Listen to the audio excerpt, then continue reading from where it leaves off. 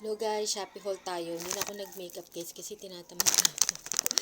Ayan, una muna, ito kung anik lang to guys, itong mga pinagbibili ko. Pero yung karamihan dito mga repurchase na, yung madalas namin gamitin. So una muna, itong baby wipes. Ayan, mura lang kasi pag sa Shopee, pag sa kasi mall, at saka kahit sa mga palengke, mahal. Ito mga less than 20 pesos lang. 80 pieces na siya. Ginagamit ko kasi ito pantagal ng makeup. Kaya, nagbili ako kasi mauubos na yung wet wipes dito. Para may extra na ba? Nakaabang na. Tas yan, sinabay ko na rin tong panghilod ni mama. Ayan, kasi mas nagustuhan niya to kaysa dun sa huling hinol ko na panghilod. Mas maganda daw. Ewan ko lang kung same to nung una namin nabili. Kasi parang maliit siya compared dun sa nabili namin. Sana naman maganda siya panlibag. Ito kasi guys yung panlibag to. Para siyang foam. Babasain mo lang yung balat mo. Babasahin. Hindi. Ito pala yung babasain mo. Ayan. Huwag yung balat. Kailangan yung balat tuyo kapag naghilod ka para lumabas yung mga libag. Yun. Tanda na. Yung foam lang ang babasain. Then yung balat dapat tuyo para lumabas ang mga libag. Ayan. Kasi parang kagaya rin to nung mas maliit na version lang. So, dinalawa ko na kasi parang may nakaabang na kasi madalas maglibag yun si mama. Tapos, guys, bumili din ako ng disposable mask. Ayan, kasi syempre, di ba nagmamask pa rin ngayon. Although, pwede naman ang hindi nakamask, pero marami pa rin nagsusuot. Kasi, syempre, may COVID pa rin naman. At saka, madalas ngayon may nagkakaubo sipon. Mahirap na yung overcrowded, tas dikit-dikit. May posibilidad ka mahawa. Syempre, hindi mo alam, baka mamaya, hindi lang pala simpleng ubo sipon yung nakuha nyo, baka mamaya COVID na. Kasi yung COVID ngayon, parang parang trangkaso, parang ganun siya. So, kung hindi mo siya talaga i-check, di mo malalaman kung COVID yan o hindi. So, para lang sigurado din ba ganyan. Magbili na lang ng mga mask. Pero ako kasi, hindi na rin naman ako nagsusuot ng mask sa mall. Depende na lang kapag may umuubo, nagsusuot ako, bigla ako nagsusuot. At saka pag masyado maraming tao, kasi madali akong mahawaan ng ubo at sipon. Mahina yung aking resistensya, kaya 'di ba naalala niyo dati nagka-COVID ako. Ako pa yung una nagkaroon samantalang hindi nga ako masyadong lumalabas. Madali ako mahawaan talaga. Ayan, so ito kulay green saka black. So ayan, ito guys, lang siya parang manipis lang na mask. Kasi ayoko din ng sobrang kapal naman guys. Parang nahirapan akong huminga. Ayan. So, mahal na rin kasi sa palengke nito mga malaki masyado yung tubo. Ito, lang, murang-mura lang. Tapos, 10 piraso. Basta, abangan nyo lang yung free shipping para sulit yung bayad nyo, diba? Alam ko yun sa mga 20 pesos isang ganto. Ito nabili ko lang yata ng mga 9. Basta less than 10 pesos. Ayan, tapos guys, ito yung ear hook para sa glasses. Ayan. Ayan, ito madalas din kami bumibili nito kasi sa mga salamin namin. Ito kasi pang reading, ito yung panlakad ko. Ito, maluwag to guys, tingnan mo.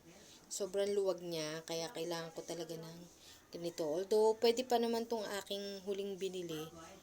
Kumbaga, pang stock lang para kapag kailangan ng palitan.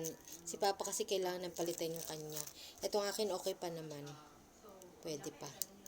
So, ayan. Kaya kung maluluwag ang inyong salamin, pwede kayong bumili nito. Murang-mura lang. Para siyang silicone. Papasok nyo lang dito sa mga salamin nyo. Ayan. Tapos ito, pandagdag, ballpen. Kasi mahilig din kami sa ballpen. Ito nagustuhan ni Papa tong ballpen na to. Kaya ganito na lang din yung binili ko. May cover pa siyang ganyan. Tatanggalin nyo. Ayan. Para siyang sign pen. So, pakita ko sa inyo. Yung tinta niya guys. Ulit natin.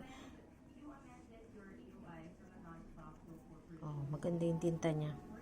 Yan, stocks namin to kasi lagi nawawala yung ballpen ni Papa. Pag sa mall, 100 plus yung mga magagandang ballpen doon. Sa Shopee, murang-mura lang, less than 20 pesos. So, ayan, next naman itong correction tape. Ayan, correction tape kasi minsan kailangan namin ng ganito. Ito kasi maganda to. 'Di ba?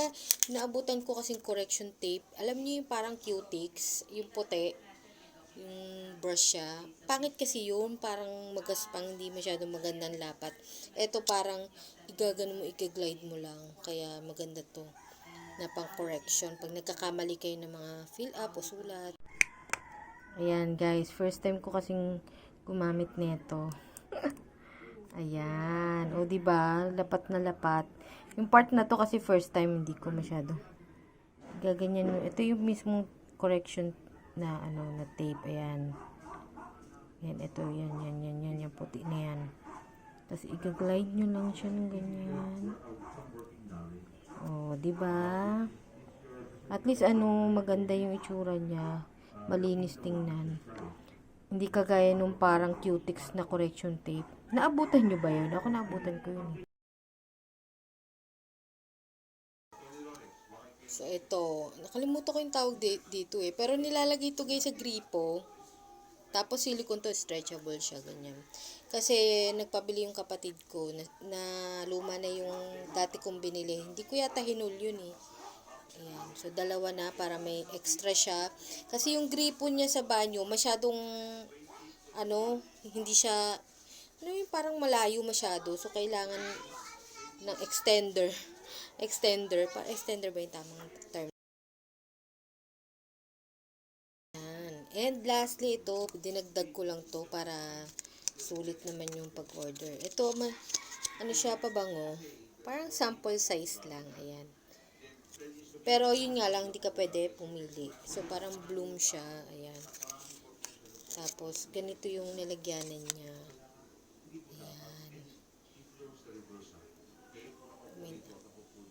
Sabi naman nila, mabango daw. Mabango siya. Tapos, ganyan niya. Maglalagay kayo. Tapos, gaganyan-ganyan nyo lang. Siyempre, sa pulse point, alam niyo na yung pulse point dito. Dito sa likod ng tenga. Ayan. Mabango. Dito. Ayan, maglalagay din kayo dito. Ayan. Ayan. Actually, pwede nyo itong salinan. Pwede nyo siyang i-reuse. Bili lang kayo ng ng mga pang-transfer ng pabango. Yung parang mga ginagamit na tools. Kasi medyo maliit yung bunganga nitong ng pabango. May nabibili naman ganun sa Shopee eh. May mga na-hold na ako dati. So, ganyan siya. Ang bango niya. Pangalan niya Bloom. Mabango siya guys. Kung ayaw nyo ng magdala ng malaking pabango, ayan, sample size lang siya. Bango. Maganda na kung re-reuse nyo yung lalagyanan niya, yung mga matatapang yung pabango, yun ang isalin nyo dito. Yung mga oil base, yung mga matatapang talaga. Kasi since onti lang yung lagay nyo, so dapat medyo yung mga pabangong pang malakasan ang gamitin nyo o ilalagay nyo dito. Kasi kahit onti lang yon, mabango na. Ang bango nito guys. Ang bango niya. Tapos maamoy siya, in fairness, kahit onti lang nilagay ko, naamoy ko. Yan, lalagay ko na lang dyan guys, yung mga prices nito, pati yung itsura ng shop niya, and then yung Shopee link just in case gusto nyo rin i-try bilhin itong mga ito. So yun na lang guys, yun na lang ang my next haul. Babushki!